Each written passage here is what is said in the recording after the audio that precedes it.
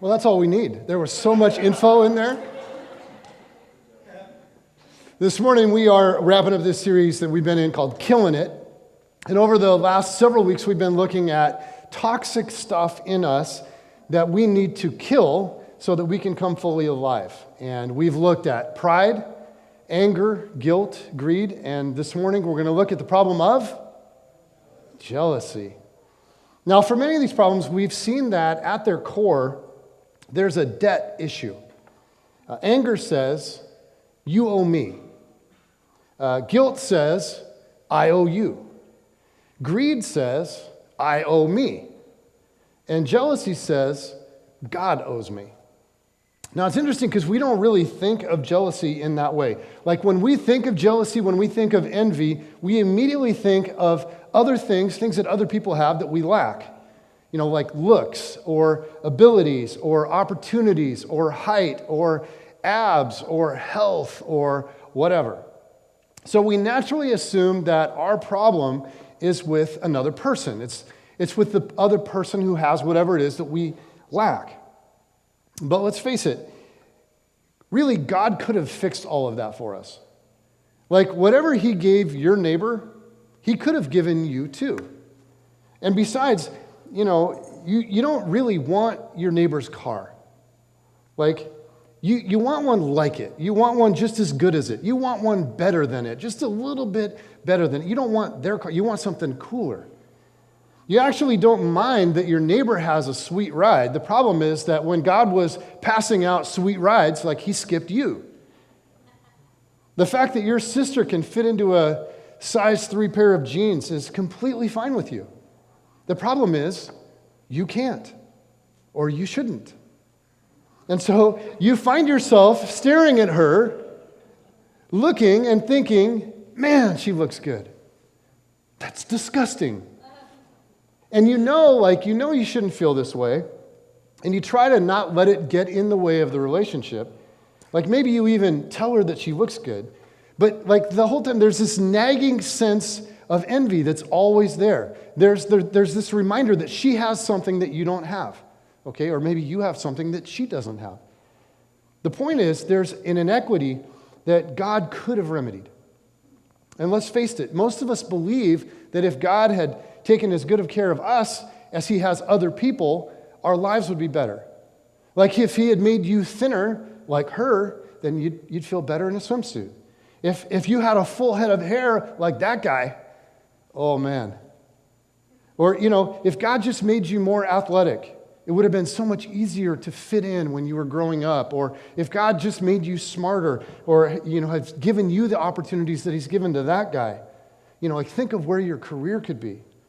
I mean, at its root, the bottom line of jealousy is, ultimately, what was God thinking? Ultimately, your jealousy issue isn't with another person. It's with God.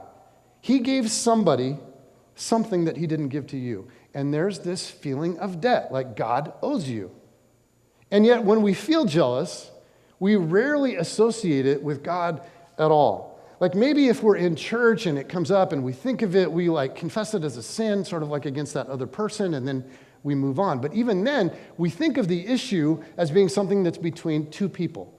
It doesn't really register to us that our problem is actually with God.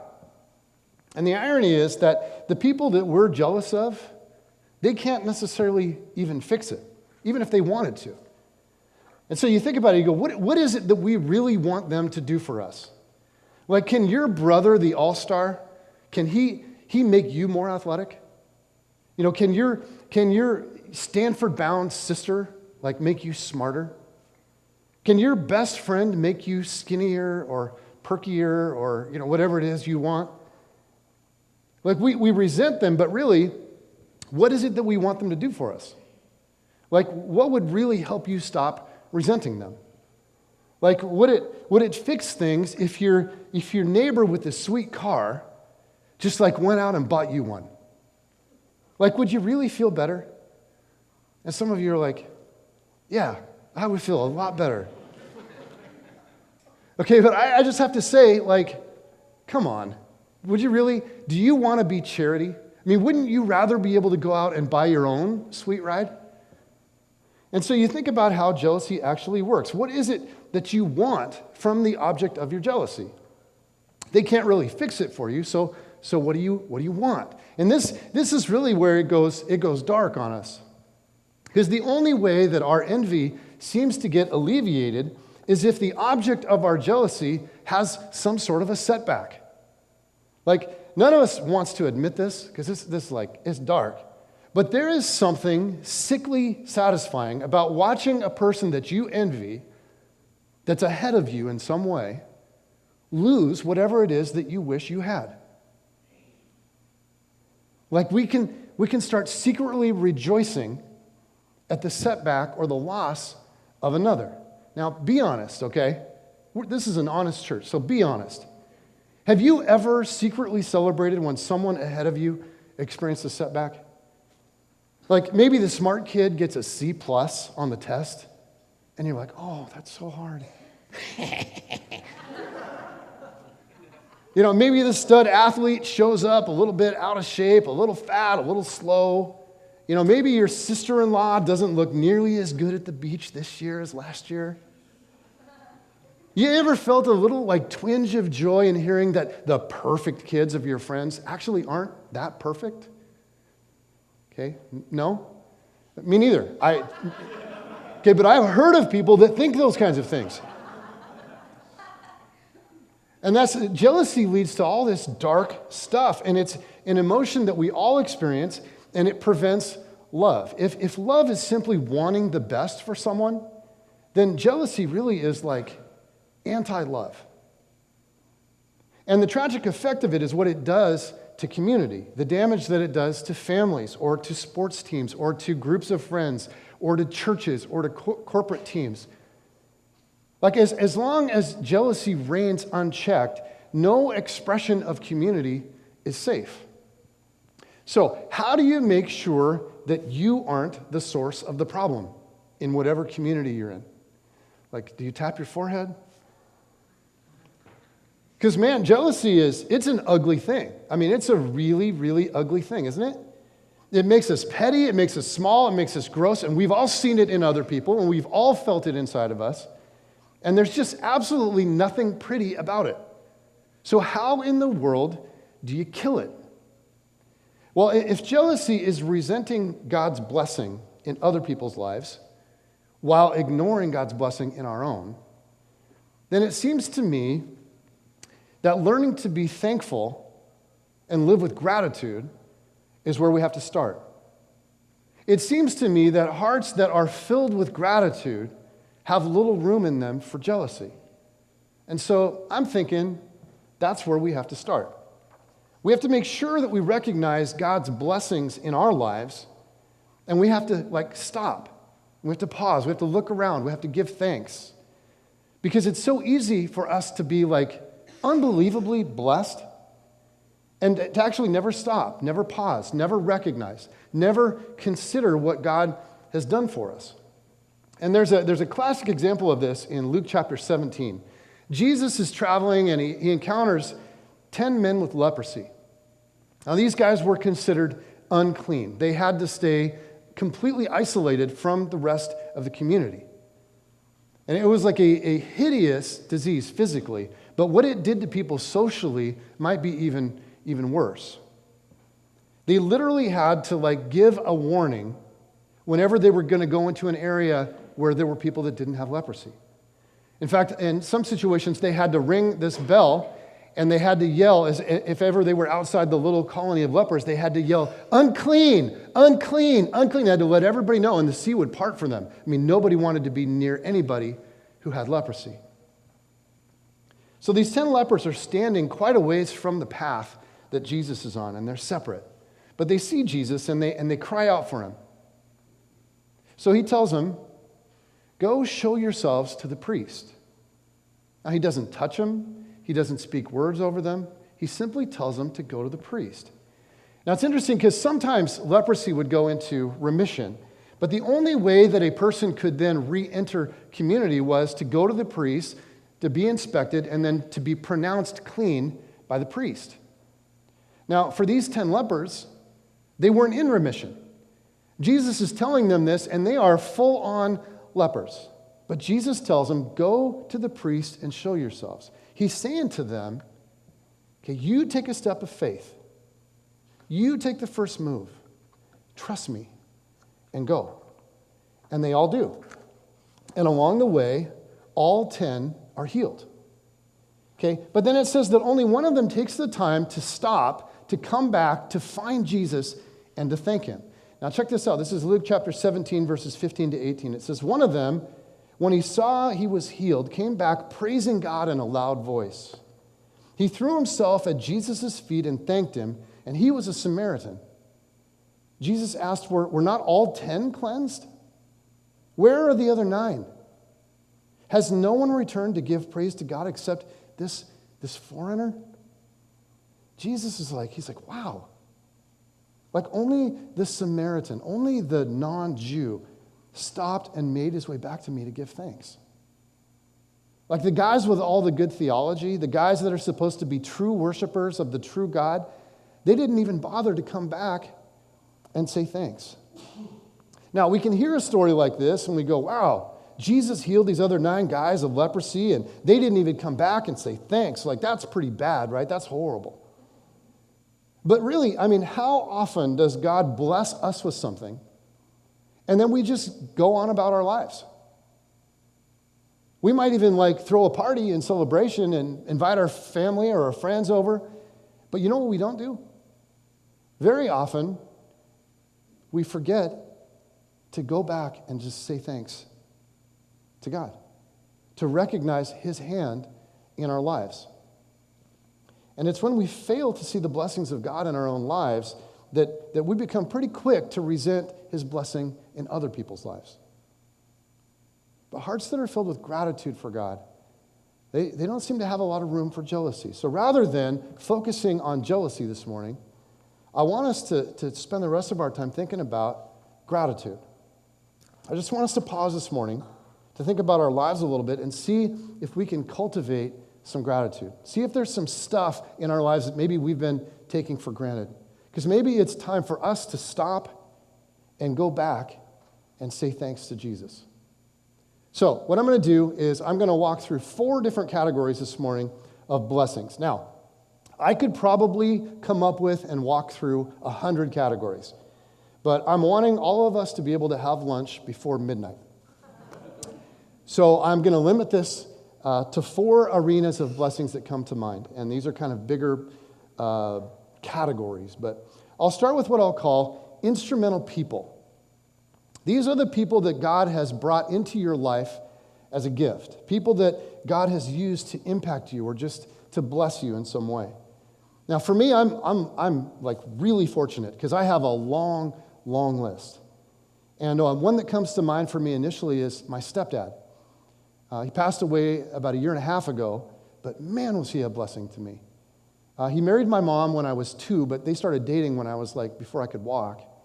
And he raised me as his own. And he taught me how to play golf. And he got me into all kinds of different sports. And he tried to teach me how to fix cars, and it didn't take very well. But he taught me a lot about a lot. But mostly the big deal for me was that I knew he was there for me. Like I knew he was in my corner. I knew that he was rooting for me. And when I started playing baseball, I started pitching when I was about 8 years old. And he was my catcher. We'd go out in the front yard and he would squat down and his knees would pop and crack and everything.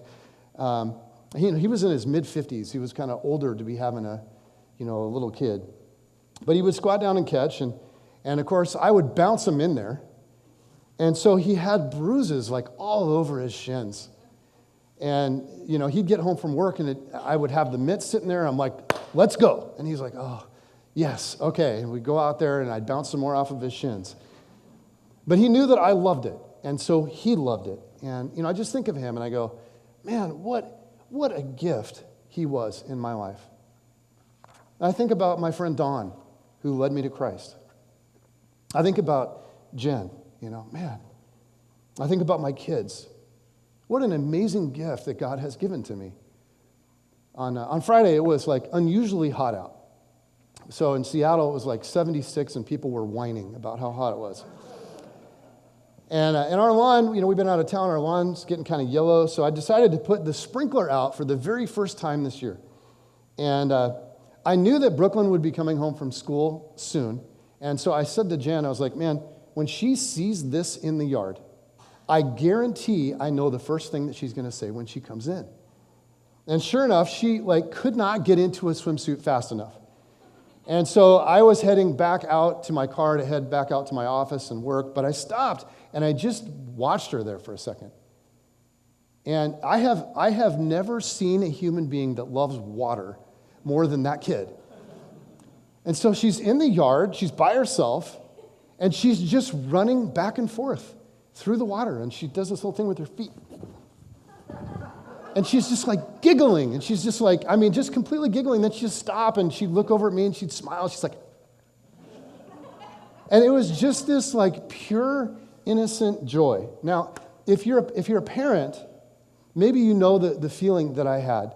Because do you ever just look at your kids every once in a while, and it's your heart hurts?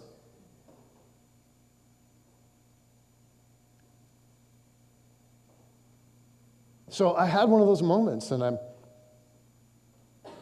looking at her, and I'm like, whew, sweetheart, I am so glad that God gave you to me. It's just cool. And it's funny because she wasn't really in the cards for our family, if you know the story. We felt so complete with Kate and Cam. We're like, oh, these two are great, and it just, our house, the bedrooms work, the car works, everything works, and then came Brooklyn, the little caboose that was unexpected. But man, what a gift. What a gift all those kids have been. It's just, and I think about you guys in this church, and I think about this community and what it's meant to us. I think about the way that you guys have walked with us. I think about the reality that God has built this and that somehow He's enabled us to be a part of it.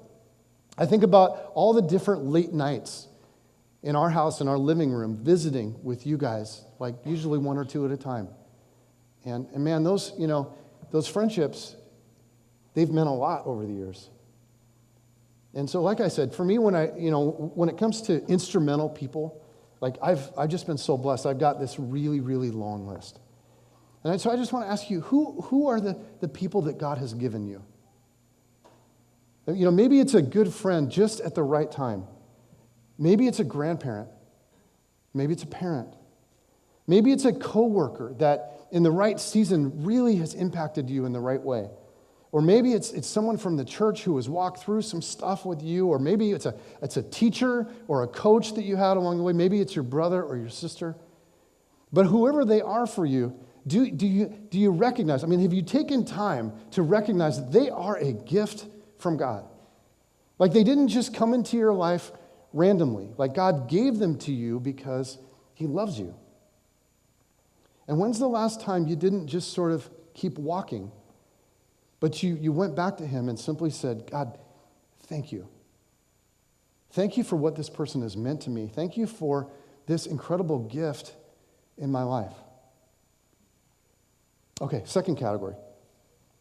And I'll call this one the land of abundance. In 2008, we took our first team to Haiti.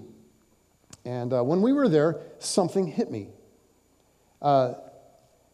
I guess, as a middle-class American, I always considered myself to sort of be middle of the road when it comes to blessing and abundance and stuff and opportunities and all that.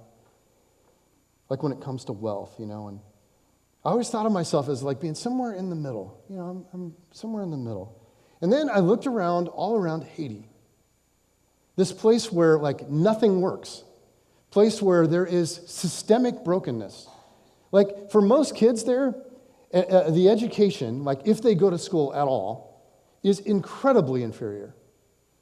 Even the smartest, most motivated students are incredibly limited. As you know, their water system, it's a mess. And the problems that result from that are vast. The system for electricity is broken. Most people can't afford or just can't get reliable electricity. The road system is broken. There's potholes. It's horrible. You can't move around, Road system is just awful. The economy's broken. There's not enough jobs. There's not enough ways for people to make an honest living. Their medical system is broken. People have extremely limited access to health care, and whatever it is that they do get is so low quality. The thing that frightens me about going to Haiti is if something happened, oh my goodness, like medically, I would not want to be there for that. That's what those people live with every day. The police are corrupt. The government is corrupt. The judges are corrupt. People very rarely get justice for much of anything. And so, like, I'm looking around at all of this, and I'm realizing that this is, I'm there, and I'm like, wow, you know what? I'm actually not middle class at all. The truth is, this is how a good percentage of our world lives. And I was just like blown away. I was just like, my goodness, have I ever taken things for granted? And so I just want to say, guys, you and I, we're not middle class. We're not. As Americans, like living in the greater Seattle area, which is pretty affluent, like our status, of wealth and abundance may seem kind of moderate compared to other people. But do you realize where you live? Like, you live among the wealthiest people that have ever walked the planet in the history of the world. We're living in the land of absolute abundance. So even if you're like middle of the road here, you are among the wealthiest people who have ever lived on the planet, ever. You ever considered how many opportunities you've had simply because of where you live? Like, if you went to school for free and you rode a school bus for free, do you realize how ridiculous that is? If you grew up with indoor plumbing and a refrigerator and running water, like if you have a car that runs, a reliable job, if you have ever flown on an airplane just to go on vacation somewhere, like, do you realize how ridiculous that is? What seems normal to us isn't normal at all. And none of us got to choose where or when we'd be born. We've just been blessed to be in this situation. And it all seems so normal to us because it's what we see every day. It seems so normal to us that we just take it for granted. We just live and do what we do. And very often we never, ever, ever go back to Jesus and say, oh God, thank you. Thank you. Okay, two more. The next one is what I'll call God's unseen hand. And this one is easiest for me to just, rather than trying to explain it, I'll just illustrate it. Okay, most of you know that Jen and I were in Cabo last week. And in fact, this morning, I have never heard so many of you comment on the announcements before. I was like, wow. So Jen actually filmed announcements from, if you weren't here, from the beach that was right by our condo. And it's this amazing little beach. It's kind of remote. And it's public, but it's just like people don't go there. There were never, ever more than 10 to 15 people there with us at a given time. And sometimes we were the only ones there. And the water that you see here, that is awesome. I mean, it's warm, and it's clear, and because it's in this like little cove, it's usually pretty calm. And so Jen and I spent several days just out there snorkeling. And there are the most brilliant fish. I mean, it's awesome. And so for the first several days, we would go out there, we'd go down there first thing in the morning, we'd eat breakfast, and then go down there and snorkel for an hour or 2 hours or whatever. And it was so calm, and it was so beautiful. And like you see, it's just like what you see here. And you could just float, and you could relax, and you could look at the fish, and the water would come, and it just sort of gently push you this way and gently push you that way, and you're over all the fishies, and you're all moving over together. And it was unbelievable. One of the greatest things I've ever experienced in my life. And so Jen filmed this for announcements on Saturday. And then we went down to the beach like we had every other day on Sunday. But the water on Sunday was not calm like this. Much bigger waves. And there were other people there, but nobody was snorkeling or even out there swimming, for that matter. People were just sort of sitting up on the beach, dry in the desert, like sweating it out. But Jen was like, that's stupid. So Jen's like, come on, babe, let's swim. And I was like, okay. But I was nervous, honestly. And I'm a little bit stronger swimmer than Jen, and so I didn't want to be a wuss. If my wife was like, come on, babe, let's swim, I'm like, I don't know, it's kind of scary. So we swam out a little bit, maybe 200 feet or so, and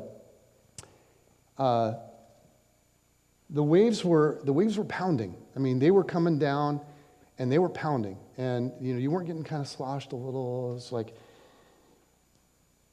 and I realized trying to tread water that I was getting tired a lot faster than normal, just because we were getting blown around so much. And so I told Jen, I was like, babe, I'm heading back in. And she was like, okay, well, whatever. And so on the way back in, I realized something. I'm swimming hard, and I'm not getting anywhere. The current is really strong. It's really, really strong. And so apparently, when the waves pick up and the waves come crashing in, that water also goes back out. And so it was like you're fighting, it's like you're trying to swim up a river. And so I'm trying to swim, and I'm trying to go against the current, and I'm not getting anywhere. I'm getting more and more tired, and I started to panic just a little bit. Because I was getting exhausted. I looked at how far I had to go, and I realized how tired I was, and I was like, I'm not moving toward the shore very fast. And it was, maybe 12, 15, 20 feet deep where we were at that time, and the waves would just come crashing in on top. And so I decided, I better get there, right now. And so I started swimming my absolute hardest, which, because I'm also trying to look up and see where the waves are to not get pounded by something. And so I am breathing. I'm like, I would barely breathe. And because I'm trying to face the shore and get there, now I can't really see them. And so every once in a while, they come crashing down on me when I'm trying to breathe like that, trying to hold my breath through the thing, but not doing a very good job. I'm taking in a little bit of water. So this fight or flight experience that some of you have had at one or two times in your life, it starts kicking in. And I fought, and I was like, and I fought, and I kicked and screamed, and I got to the shore. And when I got there, I would have kissed the sand, except I was so out of breath. I was just and I was on my knees on the shore, and it's still in the water, and this big wave came in and hit me and knocked me over and scraped up my knee, and I'm just like, oh, and Jen's like, are you okay, babe? So I turn around, and Jen's still, I don't know, she's still 30, 40, 50 feet out. And for whatever reason, she's not panicky. She just and she just kind of on her back, and she just really slowly made her way in. And she got to the beach, and she was like, wow, that was a little bit tough going. And I was like, yeah, I guess. I was freaking out. But I didn't want to be a wuss, this is a romantic getaway. I got to be suave, right? So I was like, yeah, it was kind of tough. It was a little scary. Because so that was Sunday. On Monday, we went back down, and the waves were even bigger. On Monday, they were booming in there. And so, again, no one's in the water. And so we sweated it out on the beach for a while, and then we just headed off to the pool. We're like, yeah, we're not doing that. So we came back down on Tuesday, and the waves were a little bit smaller. And a couple of people, we were just kind of sitting there scoping it out, and a couple of people went out and swam and came back in. They were good swimmers, but they went out and swam, and they came back in. And so Jen and I were like, all right, let's do it. Let's go snorkel. So we go out there, and the water's pretty rough. We swam facing away from the shore toward the waves so we could see and not get blown up by the big waves. But the water was it was too choppy and too rough, and all the sand and stuff was stirred up, so you couldn't really see anything. There's no cute fish that you're, bobbing along with. And as we got out there a little bit, I got nervous early because of my experience on Sunday. So I didn't want to get too far away from shore. But Jen, she just like, and she swam out like 300 feet. And every time I looked up to see where she was at, she had her face down, she's swimming just like, no problem. Okay, now, I didn't want to get that far out because I still had this fear thing happening. So I tried to stay within maybe 200 feet of the shore or whatever. But I realized as I was trying to just sort of maintain my spot there that I was actually getting pushed farther and farther out. So I decided to swim a little harder, but still I'm being pushed out. So I swam harder and harder and harder. Finally, I'm starting to make some headway, and I realized I got to go. Like, I got to get in. And I kept trying to look up and like signal to Jen, like, I'm going in. But every time I looked up, she's just like, she's swimming. And I'm like, okay, well, so I went a little farther. I look up, and she's just, happy. And I was like, and every time I looked up and tread water, I'm drifting back out away from the shore. So I was like, forget it. And I just took off and went for the shore. When I got to the shore, I was so exhausted and just absolutely wiped out. So I gathered myself and I went up on the beach a little bit and I sat there, and Jen's still out like 300 feet. And I'm like, that was really hard for me to get back in. And I'm a better swimmer than she is. And so I thought to myself, come on, babe. Like, you haven't actually tried to come back yet. Like, it's time to go. Like, come on. You need to get going. And so she finally started to head in. But she realized after a while she wasn't getting very far. And so I kept watching, and I'm watching her battle, and I'm watching her not get anywhere, like hardly move. And I'm like, okay, God, like, help her. Like, you need to calm the waves. And so she battled for a couple of minutes, and she battled to where she was maybe 200 feet out or so. And I watched her out there. I'm sitting up on the beach, and finally she just yelled. She's like, Jay! And I was like, oh God, like, she's in trouble. Like, and what am I going to do? Like, I'm not strong enough of a swimmer to like go out there and get her and drag her back in here. Like, I barely got myself in last time, and I'm still recovering from that. So I'm just like, oh God, like, help. So then I had this brilliant thought, because I'm sitting there going, I'm going to stand here and watch my wife drown. And I had this thought. There was this family about 80 yards on the other side of the beach. So we're on this side of it here, about where this image is being taken, and the beach goes way over. There's another family way over there, and maybe 80 yards away or so, and they had been using a boogie board earlier in the day. So there was this 12-year-old kid playing right by me, and he just was like, well, what'd you think of the water? Did you see the fish? And I'm like, shut up, kid, my wife's drowning. So finally I'm like, okay, kid, come here. I need you to run over to that family right now, and I need you to get their boogie board, because my wife she's in trouble. And he's like, oh. And so he did. He took off, he sprinted over there, and he came running back with that boogie board. And I didn't want to like go over there myself, because I knew that if I turned my back on Jen and ran away onto the other side of the beach, it would have been, it could have freaked her out. And I will say, she was really tough in this situation. Like, she didn't panic. She did well. So the kid went and got the boogie board, and I yelled to Jen, just to make sure. I'm like, I pointed at it, and I'm like, do you want me to? And she's like trying to keep her head above the water. She's like, oh, yeah. Ah. So she just reaches her hand up, and she's like, which, if you didn't know, that's sign language for yes. So I got on the board, and I floated out to her, and I turned it to the side, and she grabbed one side, and I grabbed the other side, and we kicked our way in together, and it took a long time. Man, it was epic. So when we got back, the family that had the board, they were like, wow, they took my picture. And so I was a little out of breath, but here it is.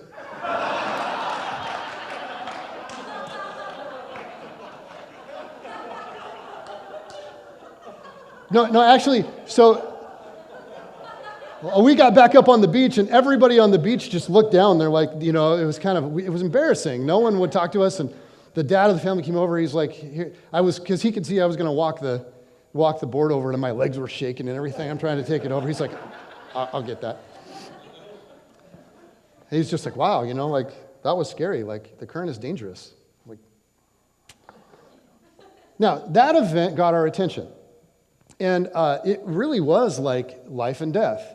And it is actually possible that Jen could have mustered enough, maybe on her own, to get back in. But it's also possible that she would not have. And really, I would have been helpless without that board. And this is what I mean when I talk about God's unseen hand. How lucky we were that family was there. There was nobody down there with a board on any other day. But they happened to use that board earlier in the day, and we watched them and we're like, oh, look at that. That's a boogie board. That'd be fun. And I saw it. And that amazing coincidence may have saved Jen's life. Obviously, the thing for me is I don't think that was a coincidence at all. I think God did something mysterious, and I think God spared my wife. And I think that this kind of thing happens. I think it happens all the time. I've talked about this before. About 13 years ago, we were just sitting there one afternoon, and she noticed a mole on my back. And she's like a monkey like that. She's always picking at stuff. And so she's like, babe, have you seen this mole? And I'm like, it's on my back. She's like, well, it looks suspicious. It looks abnormal. It's got weird color and a lack of boundaries. Like, you should have it looked at. And I was like, stop talking about my mole. Like, it doesn't make me feel sexy. And besides, like, what do you know about moles? What are you, a dermatologist? And she's like, no, I was just reading an article yesterday. I was just reading, and so I was like, okay, like, now you're a mole expert. But a week later, I was going to the doctor, and Jen said, okay, will you pretty please have him look at the mole? And so I'm in the doctor's office and had taken care of what I was in there for, and he's like, all right, will there be anything else? And I was about to say, it almost came out, I was about to say, nope. But I knew that Jen would ask, and I'm trying to follow Jesus, and so So I had him look, and he's like, ooh, yeah, this is suspicious. It's got odd colors, and it doesn't have boundaries. So he biopsied it, and it turned out, many of you know, it turned out that it was melanoma. Now, had that not been caught when it was caught, had it not been caught early, okay, I would have died years ago, really. And this is what I'm talking about when I talk about God's unseen hand. Like, had Jen not read that article, had she not been looking at my back, had the doctor not asked, will there be anything else, things would have gone real bad. Now, here's what I bet. I bet that we could go around this room, and I bet that we could share story after story after story of God's unseen hand in our lives. These moments where something weird out of the ordinary happened and it completely changed the direction of our life. Like, you look back and you go, had that event not happened, okay, I would have ended up somewhere completely different, or I'd be dead, or it would be a disaster in some way, whatever. But we could go around this room, and I bet you guys could tell amazing stories, ways that God provided you the right person at the right time or just the right thing, and it changed your life. Because God does this kind of thing all the time. And yet, it's interesting because once the crisis is over, once we're actually living in the new reality, it's so easy for us, like the 9 lepers, to just never come back and say thank you. So I just want to throw it out there, like, what could you thank God for? I mean, you think through your life. How has His unseen hand worked for you? What can you thank Him for? Okay, last category, and we can thank Him for an indescribable future. There was this family that was staying at the same place as us last week. And they were a cute little family of 5 from Tennessee. Thick accents. Just awesome. I love thick accents of pretty much any kind. But this mom and dad and 3 girls, and they looked like they'd eaten a lot of fried chicken. And their youngest girl was maybe 5 years old. And she was the cutest little thing, but she had Down syndrome. And so Jen and I, we'd watch them with her. And I would just think, man, that would be hard. She was so cute, and she was feisty, and she was completely not obedient. And every time they told her to do something, she got this look on her face and she just did whatever the opposite was. So one time they were, they're on the beach, they're getting ready to go, and they told her, okay, stand here on the towel. So she immediately ran down the beach. But after about 15 steps or so on the hot sand, she starts screaming, "It's burning me! It's burning me! Mommy, it's burning me!" And so her dad comes running over, and he swoops her up and gets her feet off of the sand, and he runs her back, and she's mad at him, "It was burning me." And he shook his head, and he's like, "We told you to stay on the towel, But we watched this family, and they were so tender with her.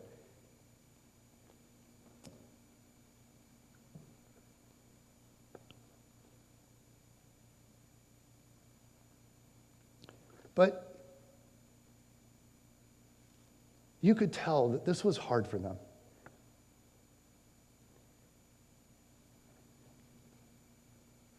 And the mom and the 2 older girls, they would be playing on the beach.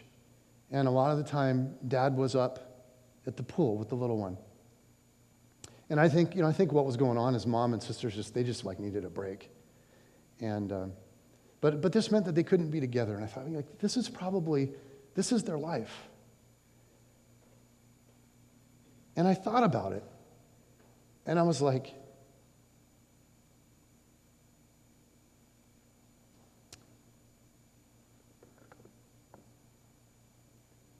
God, why do they have to deal with that?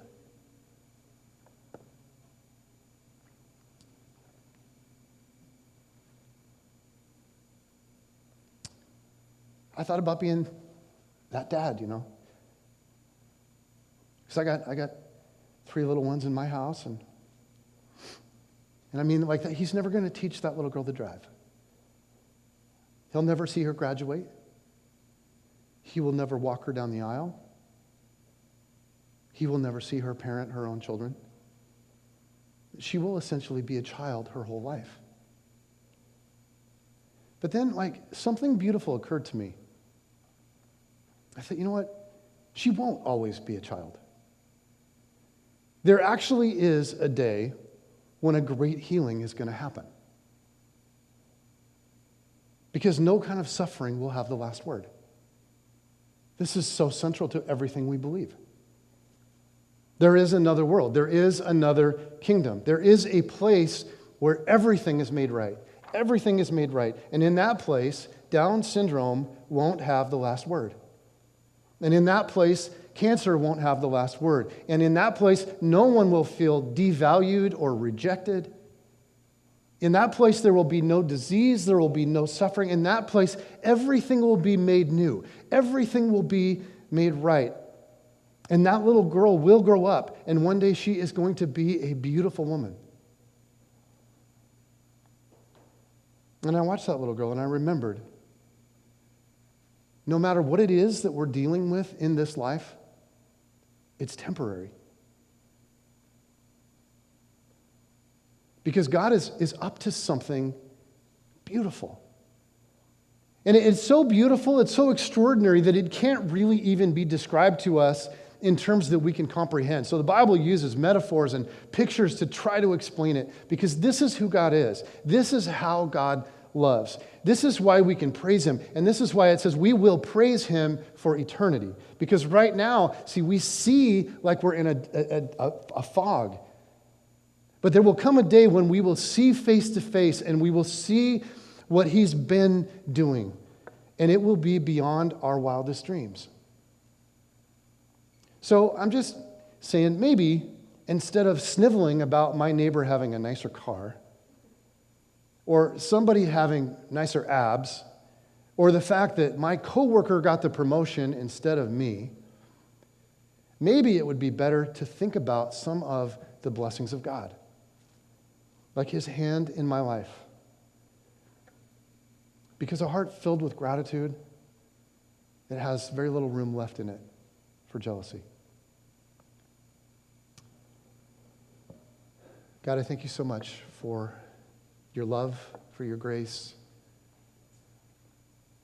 Jesus, I thank you for entering our world and enduring the worst of suffering.